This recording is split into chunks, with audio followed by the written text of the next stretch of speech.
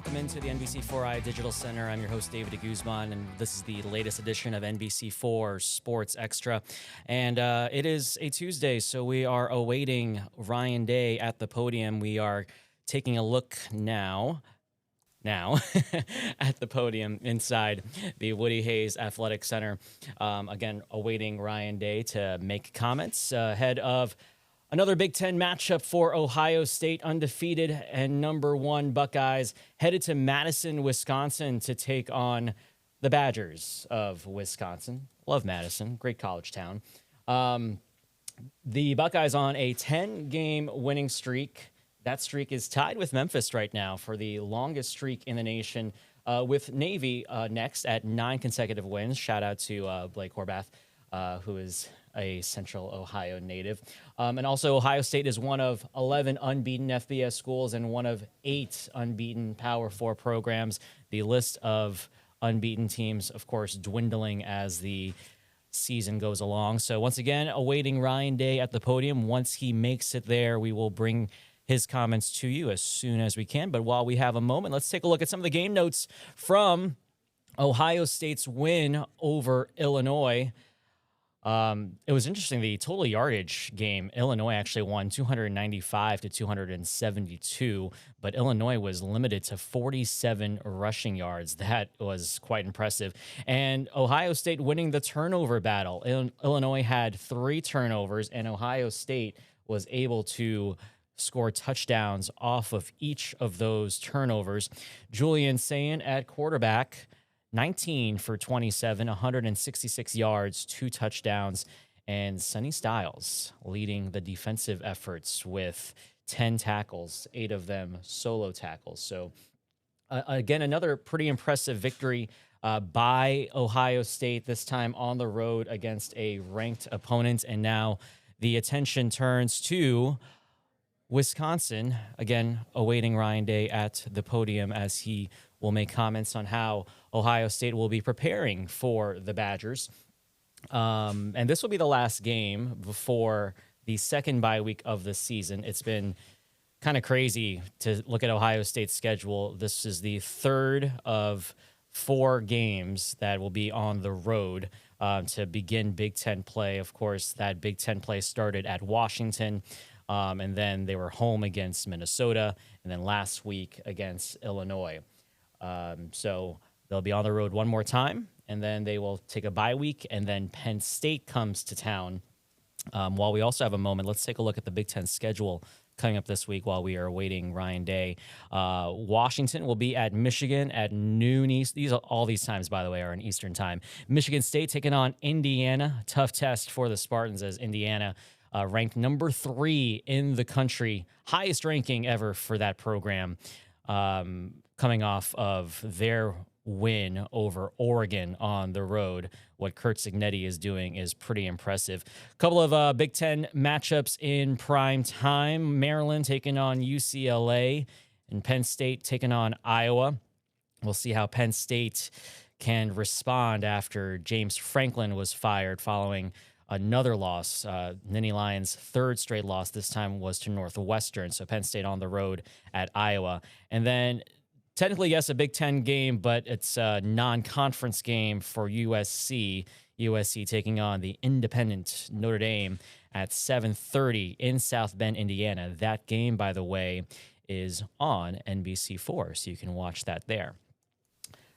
12:02 now. We are awaiting Ryan Day to get to the podium at the Woody Hayes Athletic Center as Ohio State will be taking on Wisconsin on the road at Camp Randall Stadium, home of the famous jump around tradition if you've never been to Camp Randall Stadium.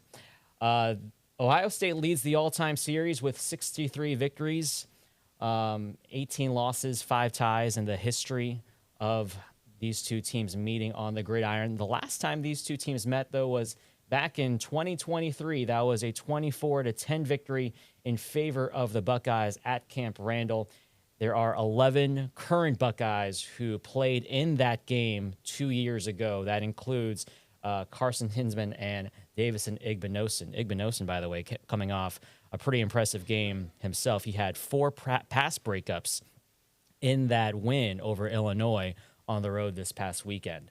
So once again, Ohio State getting ready to face Wisconsin. This will be the last game before the second bye week of the season, and then they'll be back at home at the Horseshoe to take on Penn State. Penn State's also, by the way, going to be on a bye next week, so both teams will be on a nice break before that matchup, which a lot of hype was going into that matchup, but obviously things have changed within the last 3 weeks. Penn State was a team that was ranked number 2 in the country, and now not only unranked, they don't have James Franklin as their coach. They did a coaching change. Seems like we are awaiting Ryan Day, and there he is at the podium. Let's bring you there right now. Ryan, midway through the regular season, how do you feel about your running game overall, and how is Bo Jackson feeling this week? Good. I think he's ready to have a good week of practice. I feel like everything, we're always looking to get better. There's been some positive things across the board, and then some things we need to get better at. But I think the guys are playing physical, and I think that there's been some really positive things that we've done this year. But as we know, we want to perfect it. And I think once you get halfway through the season, you recognize the things that your guys can do well. And I think we have to continually work on the things that we think fit our guys the best. Third row, Andy Anderson. Yeah, and obviously some of the lean on the run game, and we asked you about it a little bit after the game, was with the short fields and wanting to finish off those drives. But when you're in a game where you're averaging less than 3 yards per carry, is there something about wanting to get the run game established now for when you need it down the stretch of the season, even if it's going through some growing pains right now? No, for sure. But I think when you look at how many runs were inside the 10-yard line, and how many short yardage runs there were, I think overall efficiency was pretty good. But when you get into those types of situations, if it's 3rd and 2 and you make 3, it's pretty good. So I think that's more important. Look at the efficiency. We always want to be explosive, and yes, it's very important that we continue to get better because we know we need the running game down the road. Deep center, Dan Hope. Ryan, the punting situation so far this year, how do you feel like you guys have done in that area of the game? Have you considered getting the Lardy in there at all? We've got him in there once before. We haven't punted a whole bunch. I think the sample size is probably a mixed bag right now. We need to continually look at it and evaluate it and make sure that we're doing what's best. But Joey will be our punter right now, and we work at it a lot. We'll work at it. It'll be the first thing we do on Tuesday, and I think we have the right guys in the game. We always take a look at that in terms of the protection and guys covering. So I think it's been solid, but I know we can do better. Over to the right, Thomas Berry. Coach, traditionally a tough place to go, Madison, with the fan base and everything. They're struggling a bit. What jumps out when you look at this football team? Well, they play hard and they're well coached. I think maybe the easy thing to do is to look at their record or look at maybe what happened last week and think that otherwise, but that's not the case. And this is a team that is has good players and is playing very hard. So we have to have a great week of practice, and you hear me say it all the time. We got to focus on us and our process, but knowing that when you turn on the film, last year they're playing LSU, this year they're playing Alabama.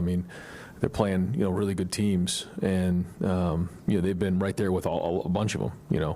So on the road, difficult environment, another big challenge for us. And I think it's important for us to recognize that this will be our 3rd game on the road in 4 games. Like, this is a big focus for us, this 4-week window, and we want to make sure we finish this thing strong, because I felt like going in we'd have an idea of what type of team we had, and knowing that going to Camp Randall is a huge challenge. So we got to go in and play our best football. We want to continually build, and so we need all hands on board. Front row, Austin Ward. Right, when you had a chance to look at the film for Devin, how did that go on second look? And if Lorenzo were to miss any more time, would that still be the approach you guys would want to take? Yeah, I thought Jermaine, first off, did a great job inside, created 2 turnovers. Devin graded out well. Certainly it wasn't perfect. There was things he could do better, but for for a young player to play with that type of confidence in that environment was a great sign. Early on, made a nice play on a PBU, and then continued to compete the entire game. So we do need to continue to build depth. There's other guys in that room that need to continually step up. They're working hard on special teams to find their chance to get on the field. But yeah, we'll see how Lorenzo feels this week. But I feel like we have at least created a little bit of flexibility and depth right there. Go front row, Joe Kaufman. I remember last year you guys talked about how the length of the season sort of influenced the way you guys were pushing tempo and sort of trying to reduce the wear and tear. This year again, you're kind of toward the bottom of the FBS and plays per game, plays per second, a lot of those stats. How do you balance that long-term equation with what you're trying to do kind of week to week, and what factors that way now? Yeah, I mean, the first goal is to win, and when you look at it from that point of view, you do everything you can to win that game. But then you take a step back and figure what gives us the best chance to reach our goals, and that's the way we look at it. And the idea of quote unquote style points, I guess, was probably a little bit more important, before the 12-team playoff. Right now, it's about winning games. And that's what our focus has to be now. There's certain things that we're going to need to continue to win games that we have to continually make sure that we're focused on and recognize and identify and address. So, those are things that on Sundays we come in and figure out what went well, what we need to get better at, and then being able to adapt in game based on what's going on. But when you go on the road and you can take care of the ball and win the turnover battle 3-0, you have to give yourself a great chance to win. And so, that was the story of that game, in my opinion. But there's going to be other games, and we have to be able to adapt with those games based on what's going on, and that's our job, to be prepared for those. Fifth row center, Kennedy Robinson. I know a few years ago when you were trying to revamp the defense, the secondary was a big part of that. And I think you've been one of the best pass defenses the last 3 years, but it seems like you had Jordan Hancock, Lorenzo, Jermaine. Now you talk about that versatility and that depth. When you were trying to revamp that and you were talking about kind of the staff, was that versatility of like one of those things you were like, we need this to turn this around? I think it's been more of the conversation recently than maybe even back then. I think it's always good to have guys that can do multiple things, but as we sort of transitioned into the 3 safety system where we have 5 DBs on the field the majority of the time, that was important, but now more than ever with the way things are in roster building, I think versatility is critical, and so each year it seems to be more and more of a point of focus for us. Second row on the aisle, Jeremy Birmingham. And the NCAA approved the new transfer portal window. I know that you were not, I assume you were not a fan of it based on the last time you talked about it in here, but can you dive into why that 2-week window, January 2nd through the 16th, is bad for everyone? I mean, not just the teams that are thinking they're going to be in the playoff or pushing for the playoff, but what are the unique challenges that adds? Well, I don't think it's bad for everybody. I think it's actually good for a lot of teams, but the teams that are making it late into the playoffs are really up against the 8 ball, because not only are they forced to make decisions while they're still playing, and a lot of them school have started already by the time their season's over, but once the season is over, there's a 5-week or a 5-day window where the transfer portal is open, and then there's no opportunity to replace those guys for the teams who are in that situation. So I'm not sure how they expect the teams who are in that situation to replace the players that are leaving in that moment. There's no more chance. So I've brought this up several times. Apparently it's gone on deaf ears, but we obviously want to be in that situation, but whoever it is probably going to wake up and say, wait a minute, this isn't right. I have 5 or 6 guys that I need to replace on my roster, and I can't now. So at that point, maybe somebody will listen. But as of now, they decided to make the rule, and we all have to deal with it. So nobody cares, so move on. That's the way it goes, and that's just the way we'll look at it. So we'll get our plan together and go from there. Front row center, Bill Rabinowitz. Bigger picture question. James Franklin got fired this week. Luke Pickles on the hot seat. Things are so temporary and precarious these days. How much have you taken? I'm sure you've taken note of it. What's it like to be a coach knowing that things could go south quickly and everything changes? And how much pressure does that put on you internally? What's it like? Well, I think the first thing is, we when you come in the building every day, you have to identify, what your focus is and what your goal is. And, our focus is on these young men and making them better. And winning allows us an opportunity to continue to do that. And this is the most competitive environment there is in the world, and it's getting more and more competitive every day, as we know. And this is what you signed up for. I mean, we're in this environment because we chose to be, and it's ultra competitive. And so you got to bring it every day, and you surround yourself with great people, and you attack every day the best way you can. And that's it. And you can't worry about what happened yesterday. You can't worry about what's going on tomorrow. You just maximize the day, and then you push forward and try to surround yourself with great people. And when the moments are great, you enjoy them. When the moments aren't, you hang in there and you push through, and you figure out a plan moving forward, and then you go from there. And that's it. And I think when you're in the season, you're kind of in the ocean. You're kind of getting banged around a little bit, and you don't really see any land anywhere near, but that's okay. You just keep rowing, you keep moving forward. So that's it. And we got another big challenge this week because everybody we play against wants to win. They have good players, they have good coaches, and it's extremely competitive. Third on the aisle, Dylan Davis.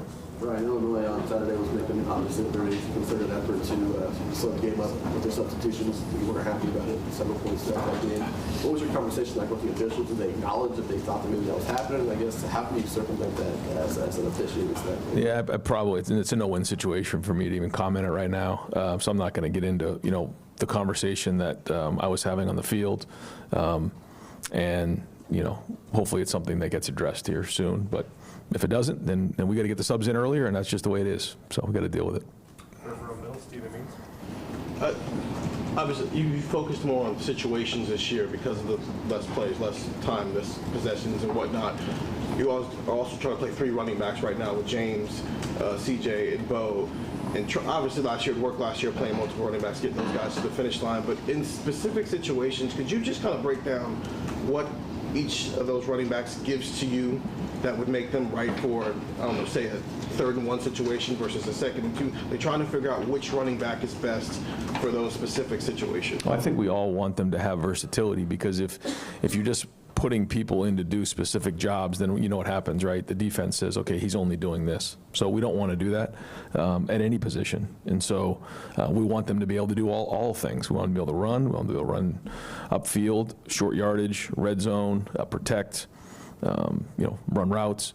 Because once you become a one-trick pony, okay, when he's in the game, it's pass. When he's in the game, it's run. It's between the tackles. It's perimeter. It's those types of things. And so certainly, you can look at each guy and probably recognize their strengths and weaknesses, but we're always trying to, put them in a position to, maximize their strengths, but we also got to build their weaknesses up and limitations so that they can get to that point. And I think when you look last year at our, Quinshawn and Travion, I mean, they had deficiencies that by the end of the season, I felt like you could put both of them in the game and you didn't know what you were getting.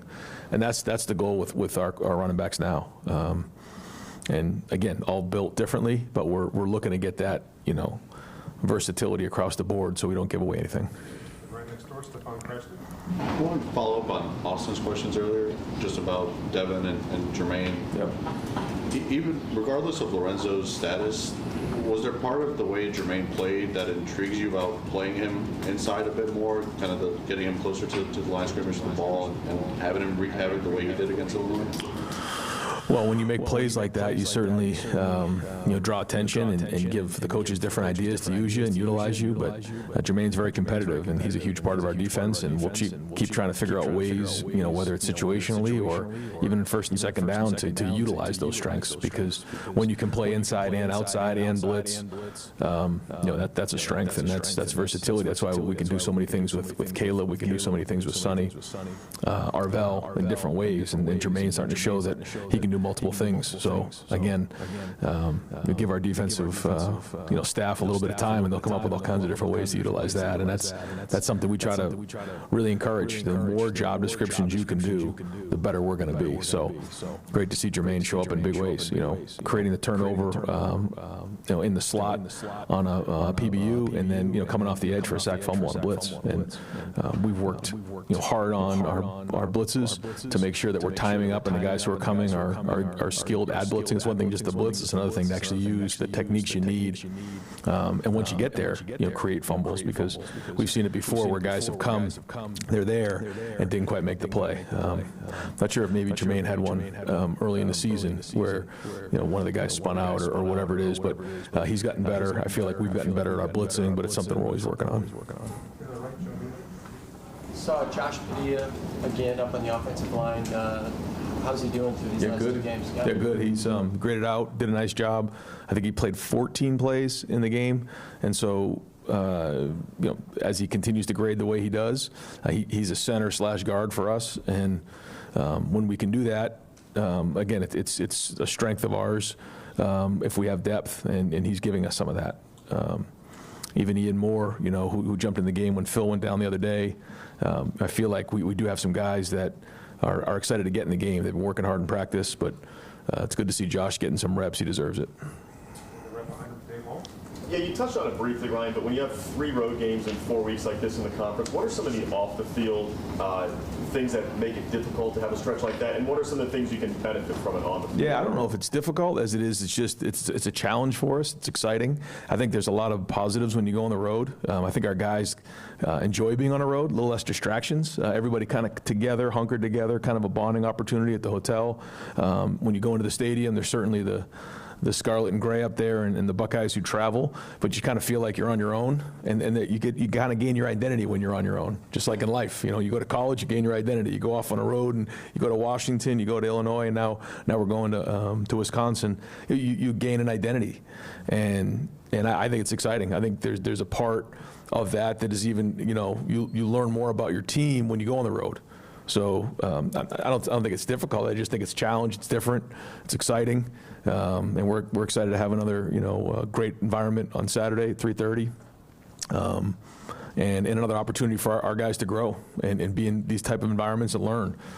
Because as much as we have grown in the first 6 games, we still have a lot to work on, and these type of environments are great to get us stronger. Fourth row middle, Spencer Holbrook.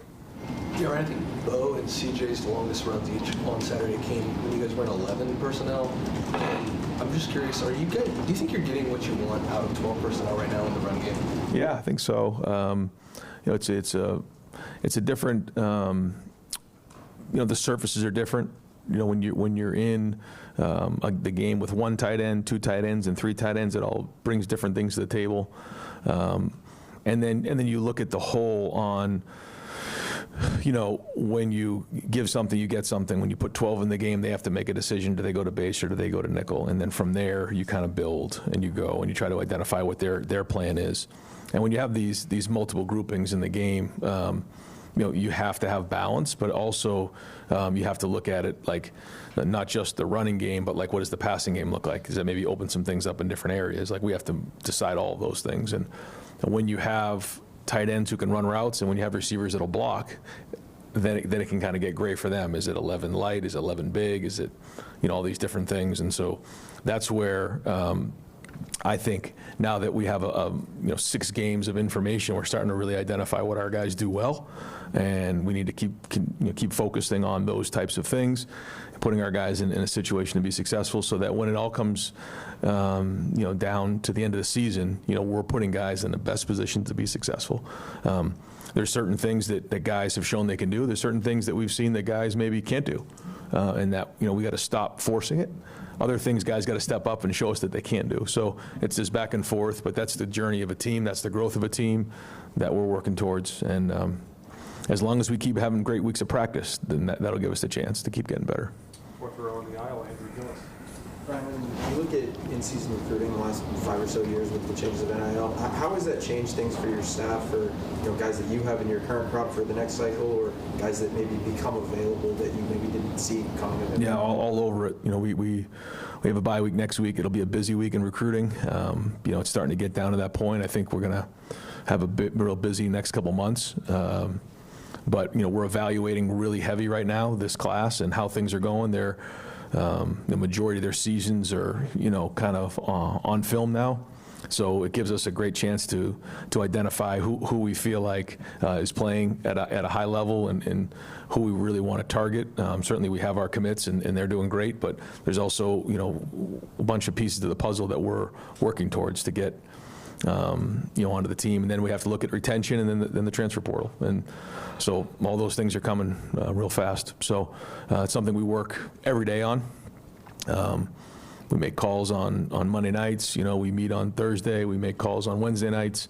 The coaches are making calls every single day, but we try to do them as a group, and then meet on it on Thursday. Go through everybody on the board, and then obviously on bye weeks we're on the road trying to see in person how things are going, get our eyes on the situation, get ourselves in the school, get ourselves at games, all of those things to help with the evaluation, because I think now more than ever evaluations are critical.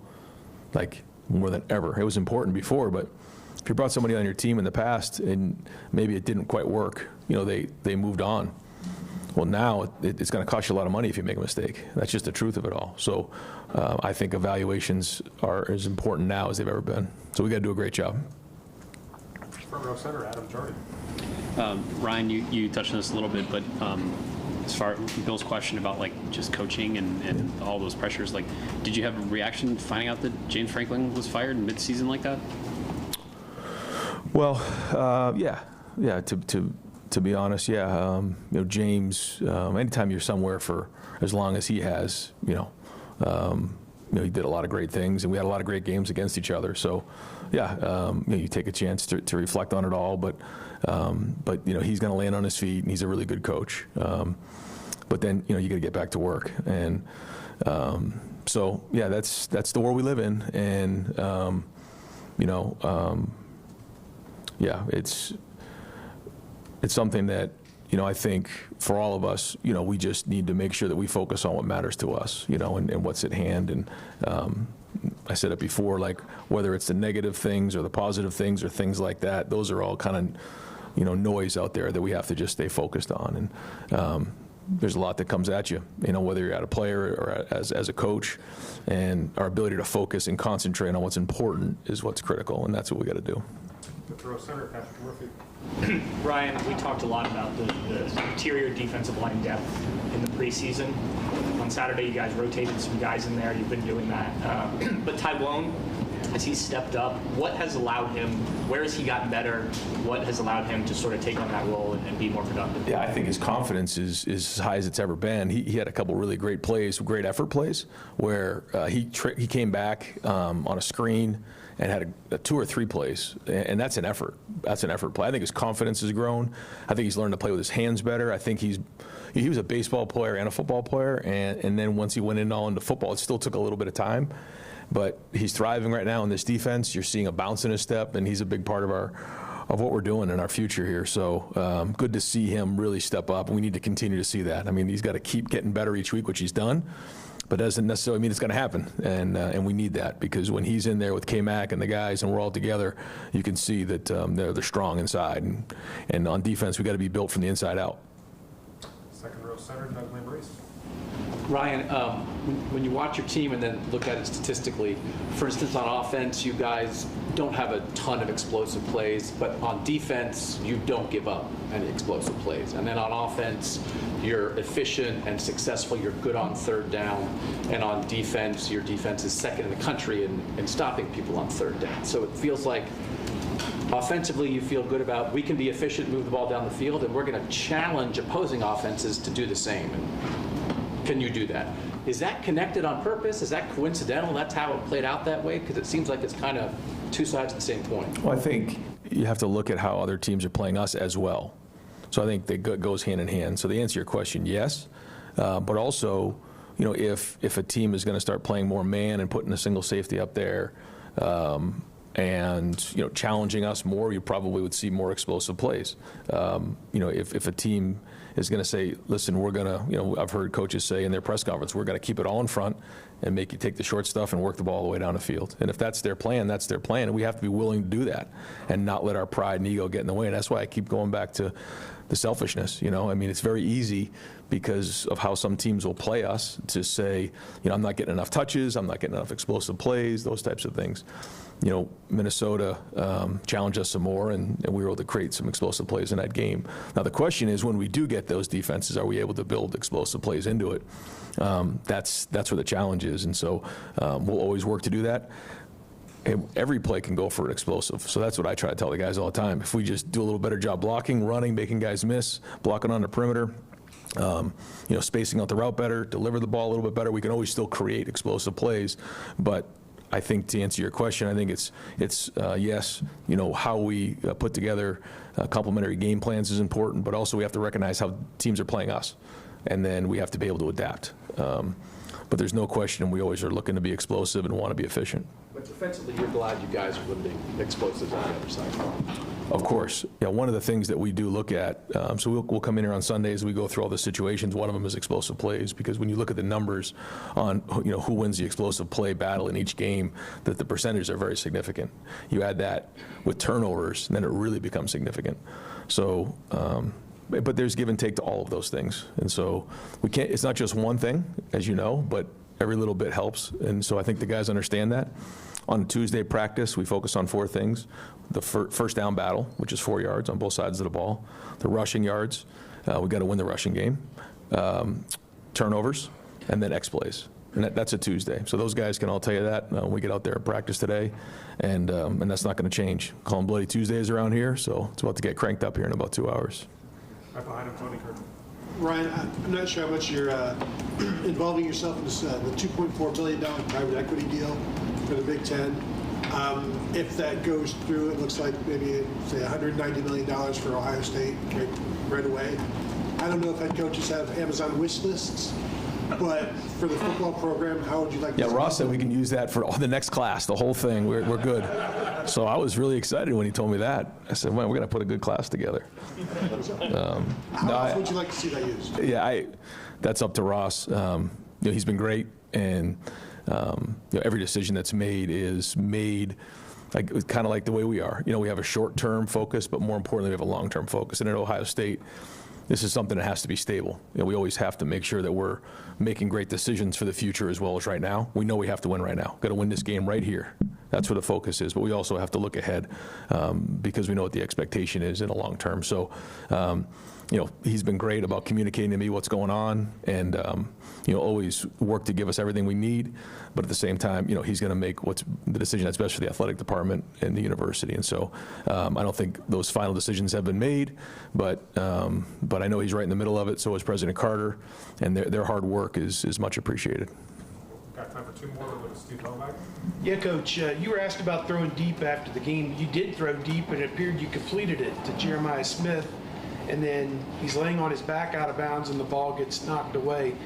I don't know if this is a rule issue or an interpretation issue, but is that too stringent of a standard when he's got 2 feet down in bounds and complete control of the ball, and then a second half later, something happens? Did the Big Ten clarify that at all for you? Well, just, some of those decisions, I think we all could agree could be making an argument either way. And,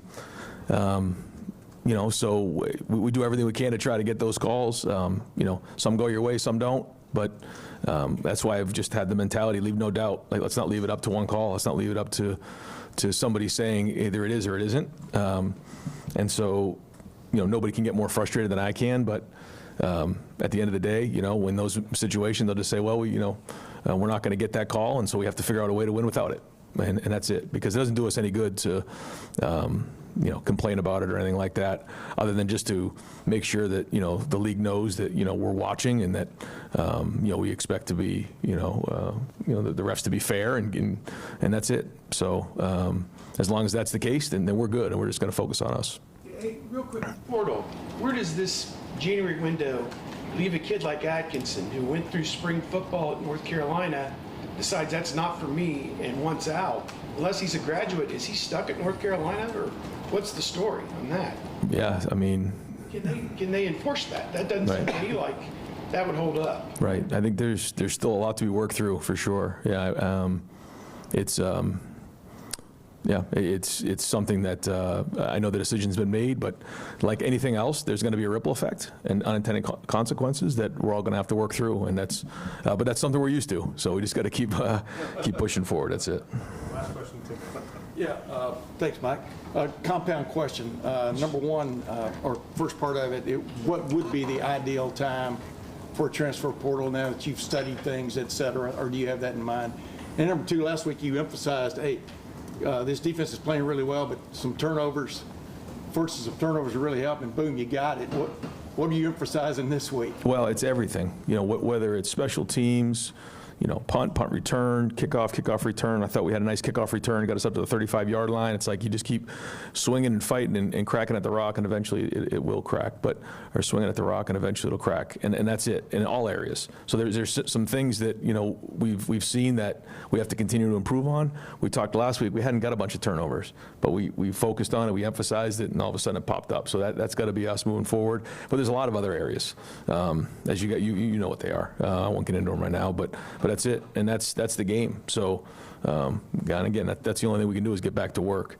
In terms of the portal, yeah, I just felt like it needed to be after the season was over, wherever that is. And there's great conversation in the Big Ten head coaches about some teams are on quarters, some teams are on semesters, some schools graduate sooner than others, and so there was a lot of great discussion on where that window should be, a lot of give and take. But that was the big thing for me, is that the season has to be over, and then at least we can make decisions from there. Again, I won't get into all the details now. We got to worry about Wisconsin, and so maybe there's this conversation for another day. But I do have pretty strong feelings about it. Coach, Yeah, thanks. Yep. Thanks, Ryan. Yep. All right, that was head coach Ryan Day at the podium talking about a lot of things, but mainly the preparation for Wisconsin this weekend as we come back. David de Guzman here inside the NBC4i Digital Center. Couple of things to note. He was talking about the defense. The defense has looked incredible this season, even after allowing a lot of yardage to Illinois. Season high in passing yards, 248 passing yards allowed to the Fighting Illini. Still ranks highly nationally in multiple categories. Ohio State, #1 in scoring defense, #1 in fewest rushing touchdowns allowed, still #1 in the red zone scoring percentage. So Ohio State's defense still pretty spectacular, even after allowing double-digit scoring to the Fighting Illini. First time this season that Ohio State has done that.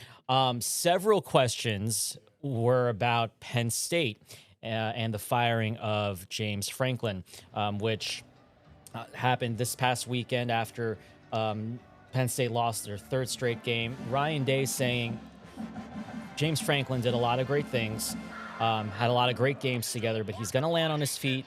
He's a great coach. That's the world we live in. He continued on to say, it's something that for all of us, we focus on what matters. It's just the kind of the reality right now of being a football coach in college football. It's a competitive environment. This is what you signed up for. Ryan Day saying we need to focus on what matters to us, and what matters for Ohio State going into this weekend is beating Wisconsin on the road. Wisconsin is the third Big Ten opponent on the road in the last 4 weeks. And Ohio State basically now at the halfway point of the regular season, 6 games down, 6 games to go. Ohio State 6-0. Wisconsin not looking that great right now. Obviously 2-4 this season. They're in the basement of the Big Ten, 0-3 in Big Ten play, and all 4 of those losses were within the last 4 games. Wisconsin on a 4-game losing streak, and the last game was a blowout loss at Camp Randall against Iowa that ended 37-0. So obviously, Wisconsin is a major underdog against the top-ranked team in the country. All right, we will, of course, talk more about Ohio State taking on Wisconsin all throughout the week on all our platforms on NBC4 and NBC4i.com, and, of course, here on NBC4 Sports Extra. For now, that is it for this edition of NBC4 Sports Extra. Again, I'm David de Guzman. We will catch you next time. Thanks for watching. For more NBC4, download the NBC4 streaming app. You'll get free 24/7 local programming streamed straight to your living room. Just search NBC4 Columbus on your Apple TV, Amazon Fire, Roku, or Samsung device.